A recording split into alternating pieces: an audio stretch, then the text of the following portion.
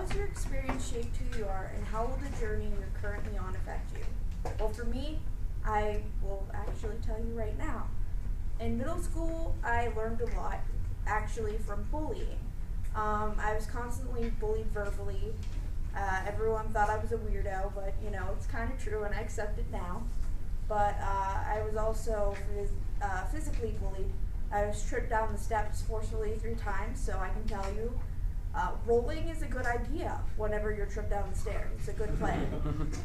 I also learned that there are friends in the world, and I learned because I was upset that none of my friends were willing to start doing things with me, and they were all kind of giving me up for someone else. And so whenever I talked to them about it, they were all like, well, we don't even like you. So I learned that a valuable lesson, that sometimes you think people like you and really they don't, and that's okay. I learned that there are adults in the world that are helpful and nice, mostly, except for one of my math teachers who refused to teach me. I spent every day at lunch going to her to learn.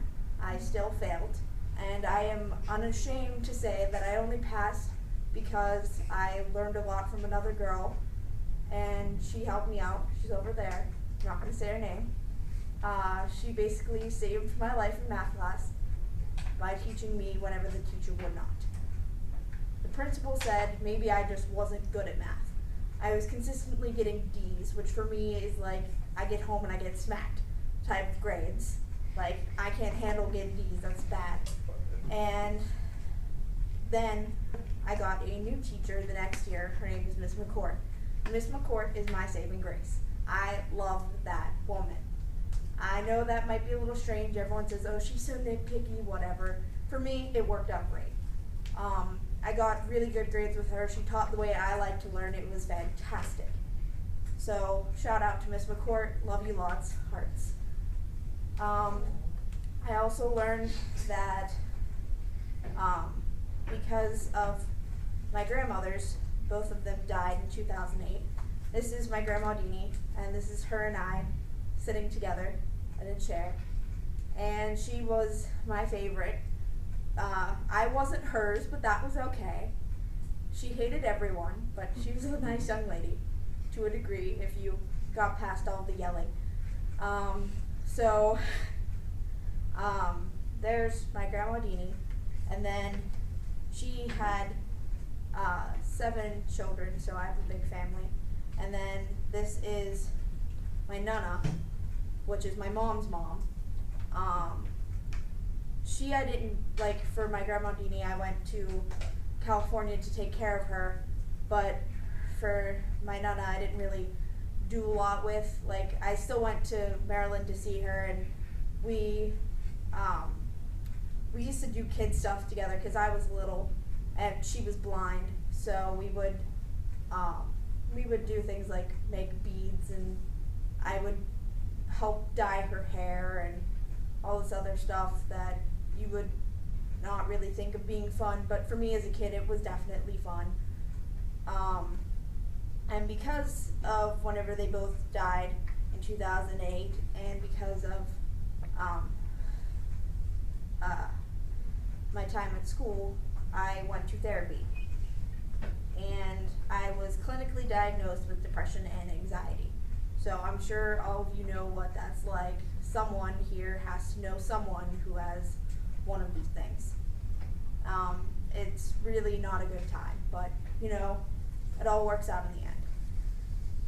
I was mostly anxious for the future because I heard high school was really, really hard, and I was not prepared for that. I was like, I had the hardest time in middle school. I thought they were like, everyone's meaner there, all this stuff. I was like freaking out. I thought I was gonna die.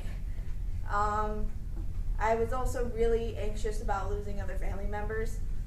That's always been a personal fear of mine where I'm really concerned. Throughout the years, I did lose a lot more family members. I lost my favorite uncle, another uncle, and I've consistently almost lost my aunt multiple times because of diabetic ketoacidosis, where she refuses to take care of herself. So it's a legitimate concern, but you know, you just gotta get through it and accept that sometimes it's their time to go. In high school, everything stayed the same, and yet everything changed. There was no bullying. I was so surprised. I was like, I'm a weirdo and nobody hates me here. This is fantastic. I made new friends, and I actually have my best friends here. They really care for me no matter what I say, and they accept me no matter who I am, and that's something that I really appreciate, and it means a lot to me to have people who are always by my side, even whenever other people haven't been. And you know, high school can be the best and worst years of your life, but for me it's been mostly the best. I learned a lot, and I made a lot of really good friends. The teachers and staff were still mostly nice. I had no problems with any of the teachers, like personality-wise. There was still one teacher who didn't teach the way I liked, but he was really helpful, and that was around the year that I learned that I had a learning disability. So I learned how to move and work around it and find the ways that work best for me, and all the teachers have been very supportive in that. I learned that I have a nonverbal learning disorder, which basically means that if you don't say it or write it out for me, I have a really hard time conceptualizing it. So for me, learning is a little bit more difficult. For depression, I struggled a really long time with that. I went through a whole bunch of different treatments, and I even went to the hospital once. And they realized that they had given me the wrong diagnosis. So they changed my diagnosis to bipolar disorder. So I learned how to deal with that. I have the right mix of medication and therapy, so I'm as normal as a weirdo like me can be. And I leave you with this quote: "The purpose of life is to live it, to taste experience to the utmost, to reach out eagerly and without fear for newer and richer experience," by Eleanor Roosevelt.